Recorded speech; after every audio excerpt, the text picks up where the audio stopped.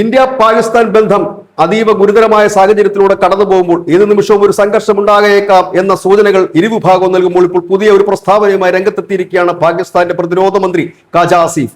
അദ്ദേഹം പറയുന്നത്, ഇനിയൊരു യുദ്ധമുണ്ടായാൽ തങ്ങൾ ഇന്ത്യയുടെ അകത്തേക്ക് ഇരച്ചു കയറും, RSSന്റെ കാര്യാലയങ്ങൾ അല്ലെങ്കിൽ ഓഫീസുകൾ ഞങ്ങൾ തവിടുപൊടിയാക്കും, തകർക്കുമെന്നാണ് പറയുന്നത്. കഴിഞ്ഞ തവണ നടന്ന ഏറ്റുമുട്ടൽ തങ്ങളുടെ വ്യോമ ആയുധങ്ങൾ അല്ലെങ്കിൽ വ്യോമസേനയെ മാത്രമാണ് പരിമിതമായ രീതിയിൽ ഉപയോഗിച്ചിരുന്നത്. ഇനി അങ്ങനെ ആയിരിക്കില്ല, തങ്ങൾ ഇന്ത്യയുടെ അകത്തേക്ക് ഇരച്ചു കയറാൻ തയ്യാറെടുത്തിരിക്കുകയാണെന്നാണ് ഖാജ ആസിഫ് പറയുന്നത്. ഖാജ ആസിഫ് ഇതിനു മുൻപും നമുക്കറിയാം, ഓപ്പറേഷൻ സിന്ദൂറിന് മുമ്പുമൊക്കെ ഇന്ത്യക്കെതിരെ നിരന്തരം പോർവിളികളും വെല്ലുവിളികളും ഉയർത്തുന്ന ഒരു ഭരണാധികാരിയായിരുന്നു ഖാജ ആസിഫ്.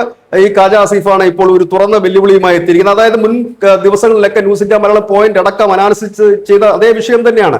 ഇവിടെ പാകിസ്ഥാൻ ഇന്ത്യയുമായി ഒരു ഏറ്റുമുട്ടലിന് തയ്യാറെടുക്കുന്നു. അതിന് അവരെ പ്രേരിപ്പിക്കുന്ന അനവധി ഘടകങ്ങളുണ്ട്.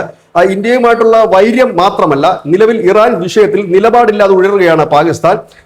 ഈ അമേരിക്ക കരയുദ്ധത്തിലേക്ക് നീങ്ങുകയാണെങ്കിൽ സ്വാഭാവികമായി തന്നെ പാകിസ്ഥാന്റെ താവളങ്ങൾ അതിനുവേണ്ടി തന്നെ ഉപയോഗിക്കും. അങ്ങനെയെങ്കിൽ ഇറാൻ അടക്കമുള്ള രാജ്യങ്ങളുടെ ഒരു വലിയ പ്രതിഷേധം പാകിസ്ഥാൻ നേരിടേണ്ടി വരും, തിരിച്ചടികൾ നേരിടേണ്ടി വരും. ഇറാന്റെ മിസൈലുകൾ പാകിസ്ഥാന്റെ മണ്ണിൽ പതിക്കേണ്ട സാഹചര്യം വരും.